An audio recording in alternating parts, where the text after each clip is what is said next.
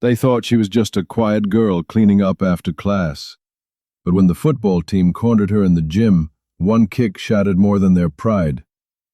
What they didn't know was that Talia Zhang had spent years perfecting a skill most people never survive long enough to mock. The fluorescent lights buzzed overhead as 16-year-old Talia Zhang stacked folding chairs along the back wall of the West Briar High Gym. She'd stayed late for student council setup duty, nothing unusual for her, always helpful, always quiet. The kind of girl people forgot was even there. And that's exactly how she liked it. Talia had transferred to West Briar 4 months ago, just after winter break. Her father's military reassignment from Okinawa had moved them from a calm coastal town in Japan to a noisy suburb outside San Diego. For most students, that would have been a culture shock. For Talia, it was something else entirely: exposure. She had learned to disappear in Okinawa, how to speak only when spoken to, how to blend into backgrounds, how to never make eye contact unless absolutely necessary. Her mother had always said, "Power doesn't need an audience," and Talia had taken that to heart, even as she trained 5 days a week in a martial arts form older than the school itself. But here, at West Briar High, silence was seen as weakness, and invisibility didn't stop people from targeting you. The school was ruled, socially, athletically, and unofficially, by the varsity football team, led by Jackson Hale, a senior linebacker with the ego of a minor celebrity and the discipline of a wrecking ball. His crew, the Line, as they called themselves, treated the school like their domain. Coaches, teachers, even the principal turned a blind eye to their stunts as long as they kept winning. And winning they did, every Friday night. Jackson first noticed Talia, not because of anything she did, but because of what she didn't do. She didn't laugh when he cracked jokes in class. She didn't flinch when he swaggered through the halls, and worst of all, she didn't seem to care about him at all. To Jackson, that was the ultimate offense. The teasing started small. "Hey, Bruce Lee," they'd mutter as she passed. Someone tripped her once in the locker hallway, another time her gym shoes were found soaking in the janitor's sink. No one ever got caught, and no one ever helped. But Talia said nothing. She always said nothing. Because she had made a promise. Back in Okinawa, just before they moved, Talia's grandfather had sat her down in the dojo where she earned her black belt and made her promise. "Your strength is sacred. Use it only when you have no other choice. That is the way of your family." And for 4 months she had kept that promise.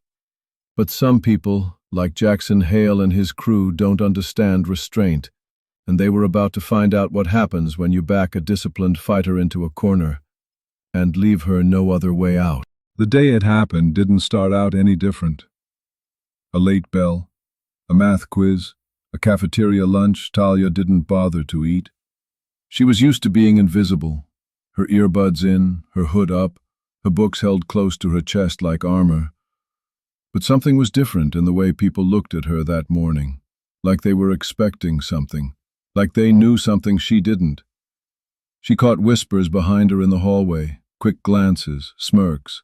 Jackson and his crew were unusually quiet, too quiet, and when she passed them near the gym entrance after 5th period, Jackson just smiled at her.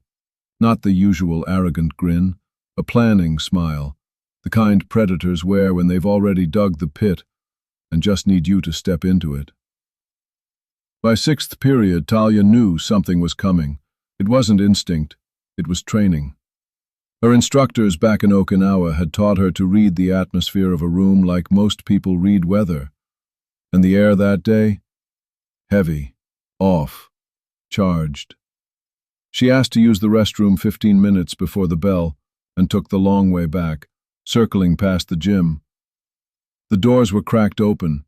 Inside, she saw Jackson and 3 other teammates, Marcus Red, Julian Blake, and their quarterback, Trey Donovan. They weren't in uniform, but they weren't there to train either. She ducked out of sight before they noticed. At the final bell, most students funneled out toward buses and parking lots. Talia went the opposite direction, back to the gym. Not because she was looking for trouble, but because she had seen something in Jackson's face that told her she wouldn't be avoiding it. Her heart was calm, her footsteps light. She'd hoped she was wrong. But when she stepped through the side entrance and the door clicked shut behind her, she knew she wasn't. They were waiting. Not with fists raised or threats shouted, that wasn't Jackson's style. He believed in pressure, in psychological warfare, the kind that makes you feel alone, surrounded, small. Talia paused halfway onto the court. The lights buzzed overhead. The bleachers were retracted. The gym was silent except for their sneakers squeaking against the floor as they spread out and began to close in. "Just wanted to talk," Jackson said, all teeth. "Heard you've been telling people we're harassing you. That true?" Talia didn't answer. She didn't need to. Jackson took her silence as a yes. "You think you're better than us? That it's okay to make us look like clowns?" She stayed still, a breathing steady, feet grounded. She wasn't afraid, not yet, but she was calculating. The exits, their weight distribution, the way Trey was keeping his right hand behind his back, probably recording on his phone. "What's wrong, Zhang?" Julian said, stepping closer. "You only fight when you're wearing a belt?" Still, she said nothing. Because the truth was, she didn't want to fight. But in that moment, as Marcus grabbed her wrist and tried to shove her backward, her body didn't wait for permission. The moment Marcus grabbed her wrist, Talia's body moved before her mind had even finished calculating. In one swift pivot, she redirected his force, dropped low, and swept his leg with a precision that sent him crashing onto the polished gym floor. The thud echoed off the walls, and for a second no one moved. Marcus groaned, clutching his ribs. Trey cursed and backed up, lowering his phone, suddenly unsure whether this was content or a mistake. Jackson stepped forward, fury flashing across his face. "What the hell was that?" he barked. "You think this is a movie? You think we won't drop you?" But Talia didn't flinch. She stood tall now, hands relaxed at her sides, stance square, not threatening but centered. "You wanted to see what happens when I stop walking away," she said calmly. Julian charged, and that was when everything unraveled. Talia sidestepped, hooked his arm, and used his momentum to send him flying into the bleachers with a hard smack. It wasn't even aggressive, just controlled, efficient, and clean. That was the thing people never understood about real martial arts. It wasn't about showboating or anger. It was about ending things before they began. Jackson hesitated now, uncertain, but too proud to back down. He rushed her like a linebacker, broad shoulders barreling toward her chest, but Talia rotated her hip, timed her step, and unleashed a single spinning heel kick that connected with his abdomen like a hammer's steel. The air left his lungs in a shocked grunt, and he crumpled to his knees. The silence that followed was heavier than any scream. Trey stopped recording. No one laughed. No one moved. Talia didn't gloat. She just picked up her backpack, adjusted the strap, and said only one thing before walking out the gym doors. "Next time, don't mistake discipline for weakness."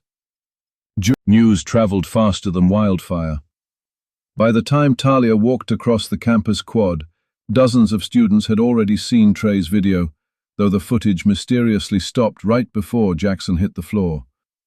Whispers followed her like a shadow.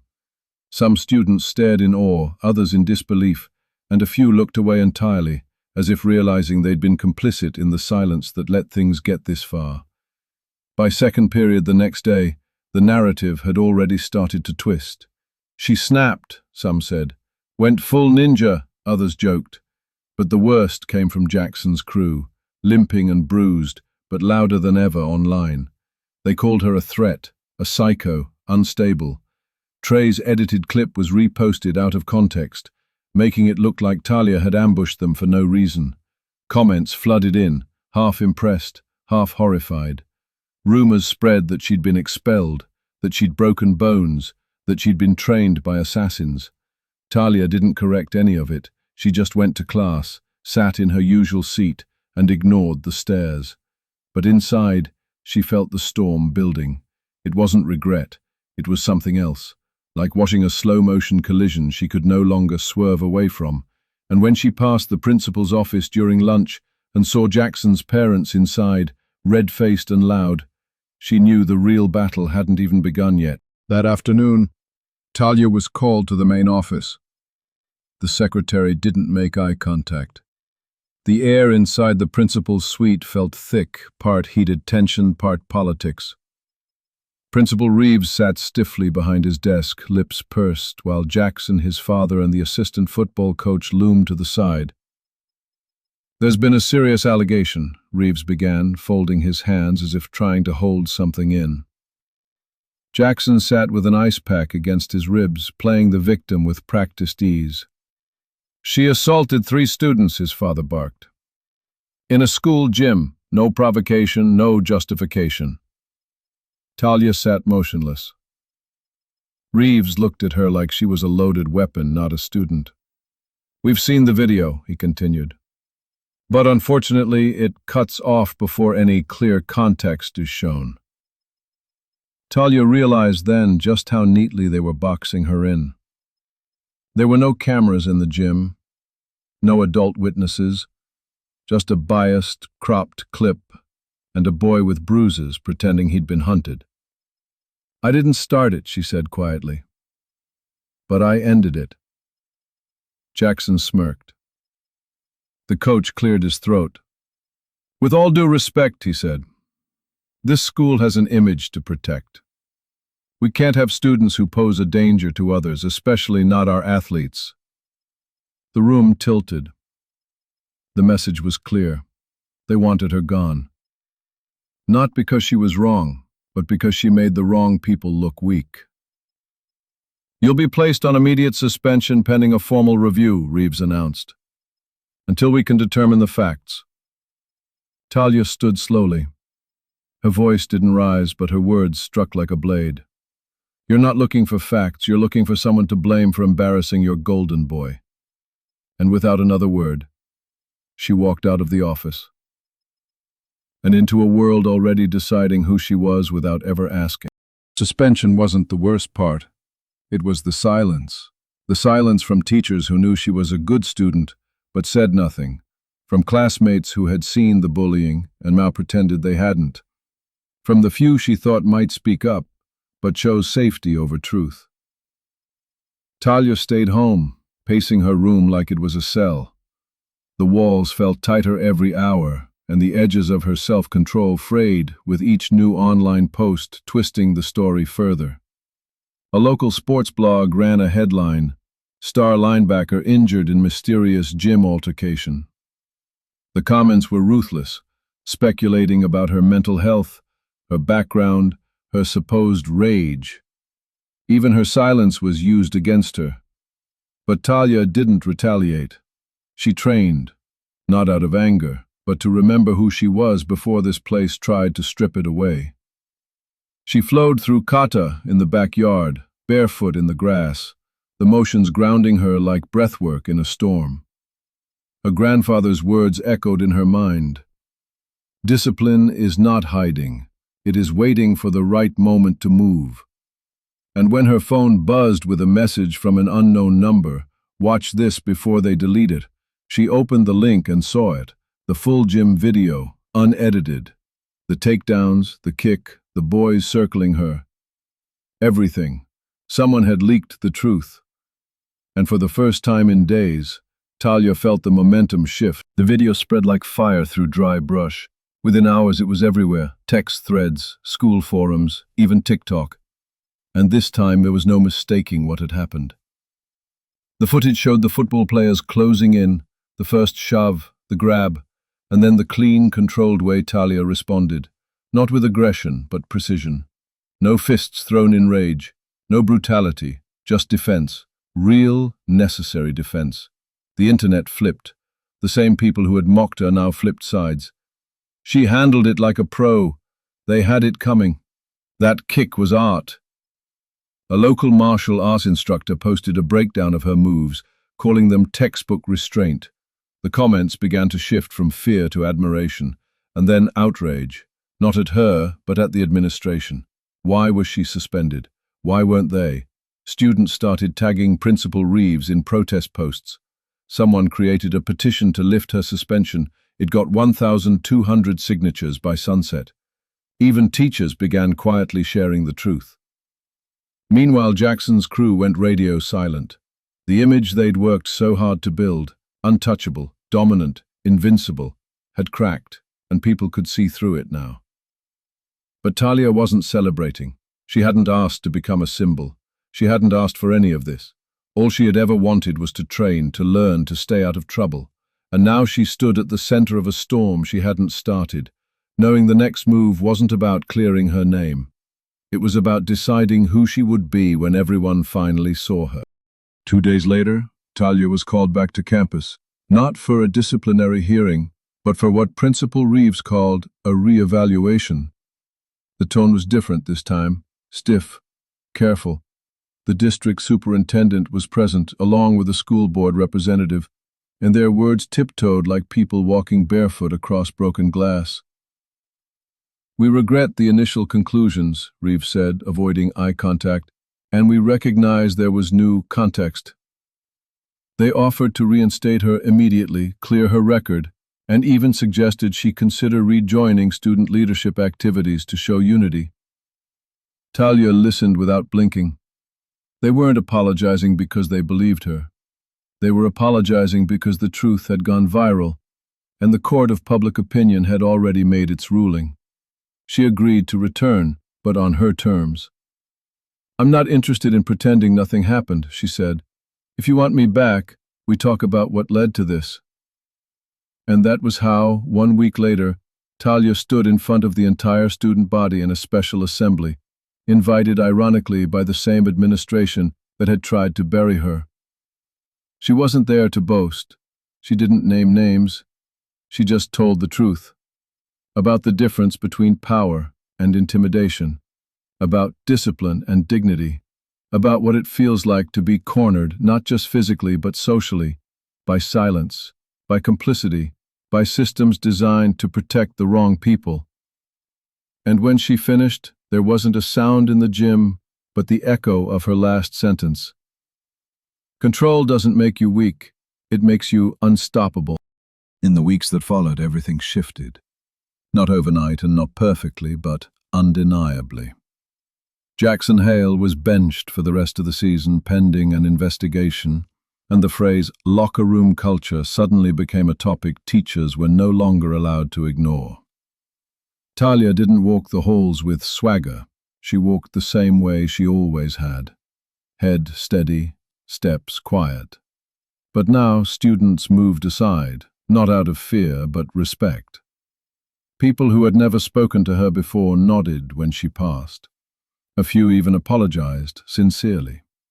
Teachers who had looked through her before now called on her in class.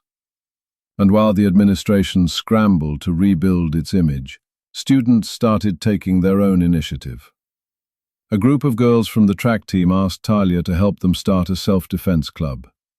The art teacher invited her to give a speech on discipline and creative focus. Even Trey, one of the boys who had been in the gym that day, sent her a message. Not a public apology, but a quiet one. "You didn't deserve any of that. I was wrong." Talia didn't answer right away. She didn't need to. Because this wasn't about revenge or redemption. It was about clarity. And the growing realization across Westbriar High that strength wasn't about control or dominance or silence. It was about knowing exactly who you are when no one else gives you permission to be it. 3 months later, on a cool spring afternoon, Talia stood barefoot on the gym floor, not as a victim, not even as a fighter, but as an instructor. The self-defense club had grown from 5 girls to nearly 30, and every Wednesday after school she led them through drills, forms, and breath work with the same quiet intensity her grandfather once showed her. She didn't teach them how to fight. She taught them how not to freeze, how to breathe through fear, how to move with intention, and how to recognize that their bodies, their voices, their space had value. Watching from the doorway, Principal Reeves no longer saw a threat. He saw leadership. transformation, and something the school had never had before. Someone who didn't just demand respect, but inspired it.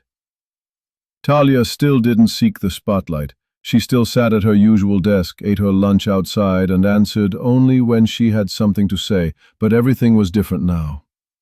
Not because of one kick or one viral video, but because she had refused to be rewritten by someone else's story. The girl who once folded chairs in silence had become the one others now looked to when things got loud. And the next time someone tried to corner her, if there was ever next time, West Briar High already knew exactly how that story would end.